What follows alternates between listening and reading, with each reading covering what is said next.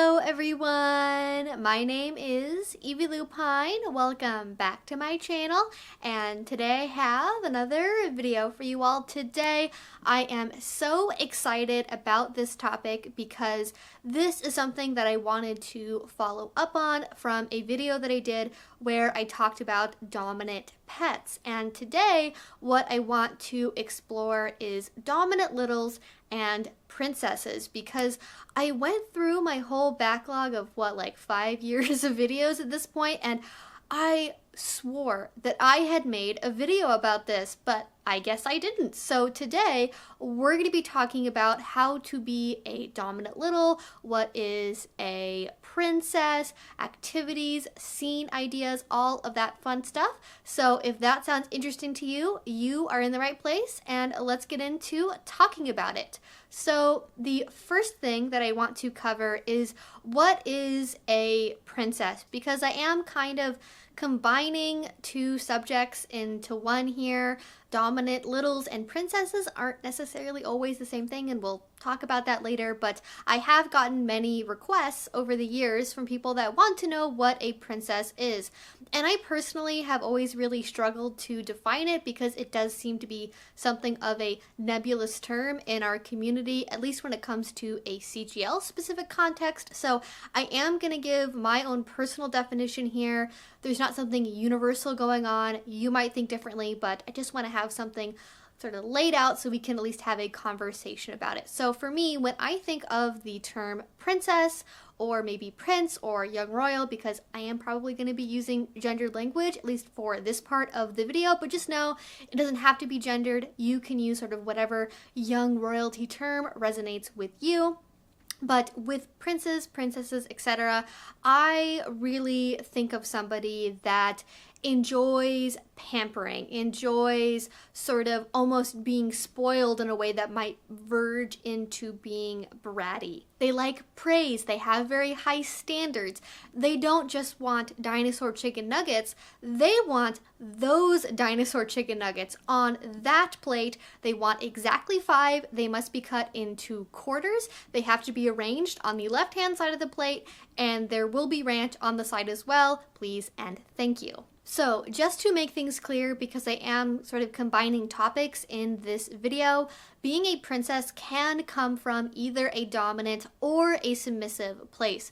With submissive princesses, they might be kind of bratty, but ultimately they are interested in obtaining the praise and the approval of their caregiver. They want to be able to please them so they can get the pampering and the attention that they crave. They might just like to be bossy and sort of pretend that they're in charge sometimes. Think more of a princess that has an advisor to keep their behavior in check. Whereas a princess that is dominant is simply going to get her way, and that's that. She doesn't follow rules, she sets the rules. Whereas a submissive princess would instead maybe push up against the boundaries of the rules and the relationship because they want to be assured that those boundaries are there. And instead of being bratty like a submissive princess, a dominant princess, though they can be bossy and bratty in their attitude, is usually more of a sadist. They are somebody that is going to pull your hair and step on your toes if you do not stop whatever you are doing right now and go play tea party with them and Mr. Stuffy. And just a few other notes on the term princess before we move on. If you are on FetLife, you might see a sort of relationship indicator that's called princess by day, slut by night. That generally doesn't have any CGL context to it, so be clear when you do use the term princess, because outside of CGL, it has a ton of uses in the wider world of kink, and you want to make sure you are being specific, especially if you are trying to find a partner that you can have this type of dynamic with.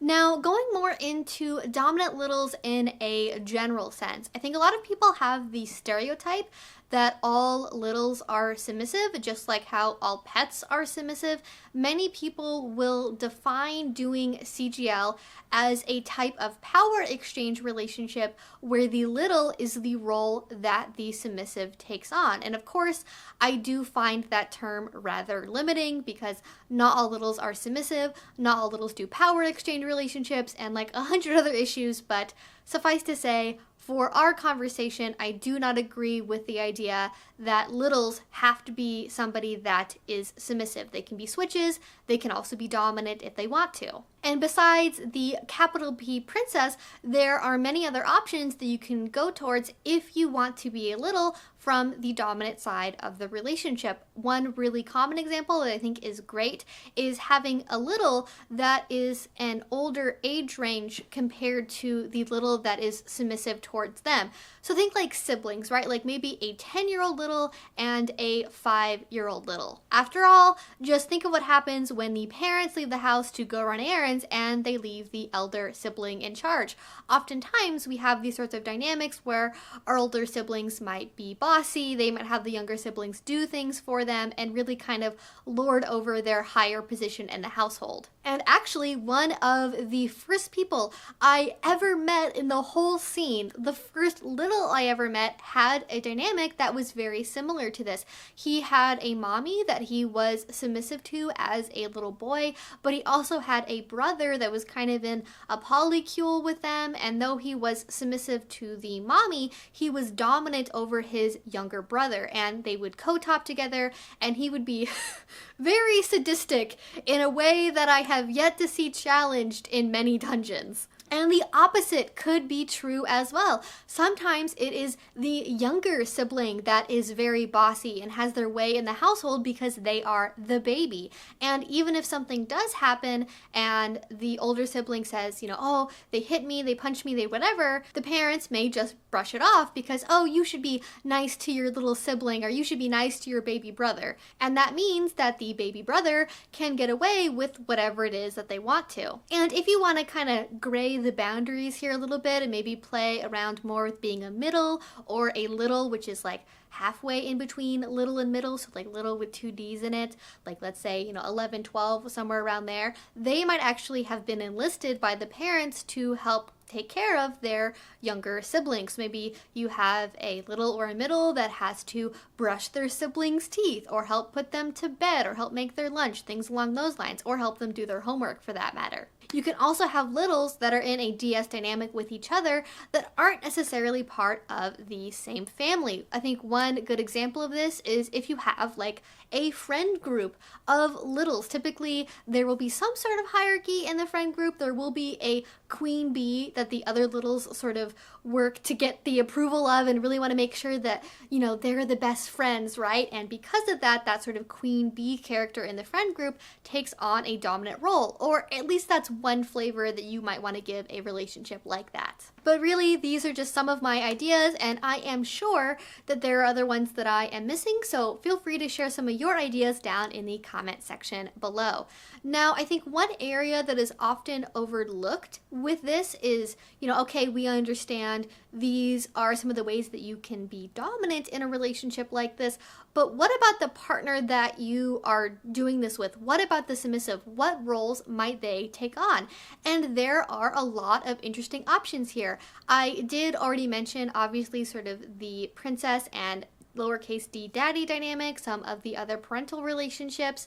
And when it comes to more traditional CGL, where the little is on the submissive side, you get daddies, you get mommies, aunts, uncles, grandparents, things like that. But you don't have to be limited like that in any CGL relationship, and especially because being a dominant little isn't exactly traditional, you have lots of opportunities to kind of mess around with norms here a little bit. So the first one that I want to talk about is if you have a submissive that wants to take care of a dominant little. I think one really sort of very just cute, in my mind it's very cute anyways, direction to go in is having somebody that is a butler or a maid or a nanny, because if you have somebody that is more service oriented, they might be able to do things like make sure the little has fresh, clean clothes, putting out their outfits in the morning, cleaning up all their dishes and the toy room, making sure that they have sort of their basic needs taken care of, helping feed them and clothe them, things along those lines, helping them shower.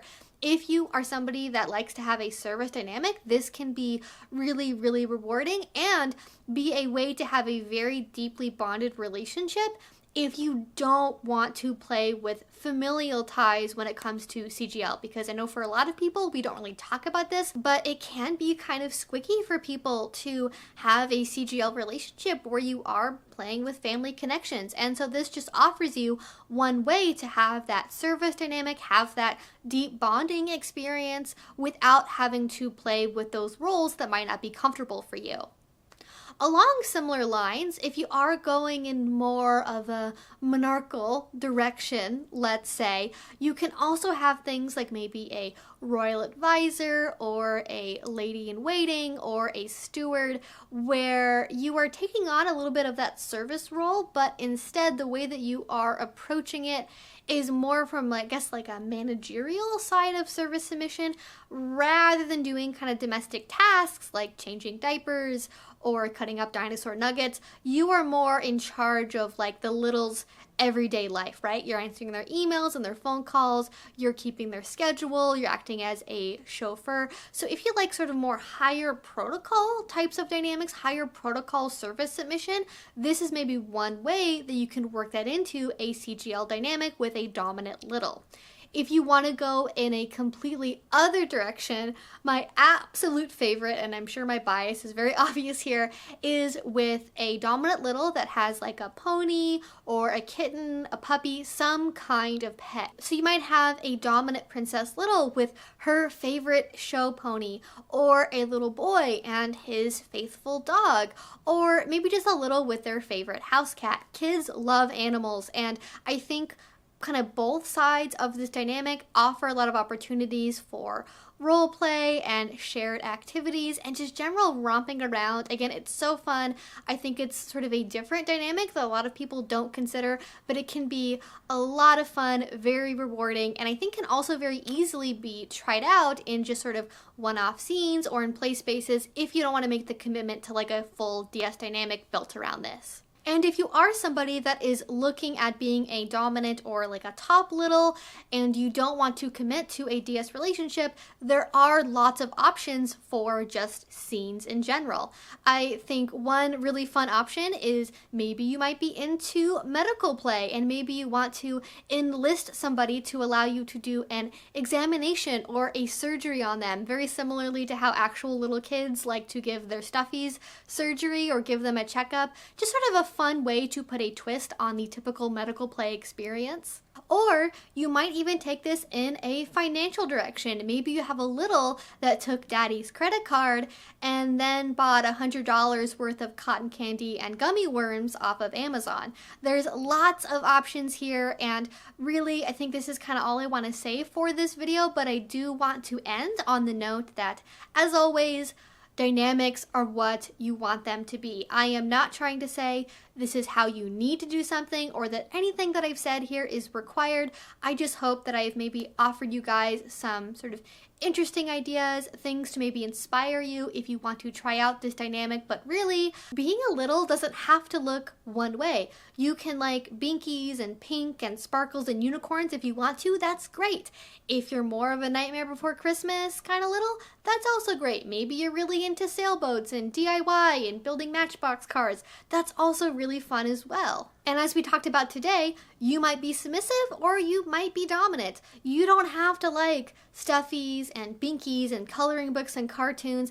If you don't like any of that and you still feel little, that's totally fine. It's not like there's some kind of list that exists where if you're not into at least 5 of these things, then you're not allowed to call yourself a little. And if that list does exist, I do not endorse it, and you do not need to hold yourself to that standard. It's about what you want from a scene, the energy that you bring into into a dynamic and ultimately what you and your partners find fulfilling and that you consent to. But if you did enjoy this video, and if you haven't already, please do subscribe. I make videos twice a week about all sorts of kink and BDSM related topics. And if you want to support my channel, the best way that you can do that is through Patreon. We are currently making our way to 1,000 patrons, and when we do reach that goal, I have tons of ideas for extra content, sort of different things that I can't really normally do here on YouTube. So if you want to help us reach that goal, please check it out. If you do already support me over there, thank you so much. It means the absolute world to me. And until I see you guys next time, I hope you have a great rest of your day and a great rest of your week. Bye-bye.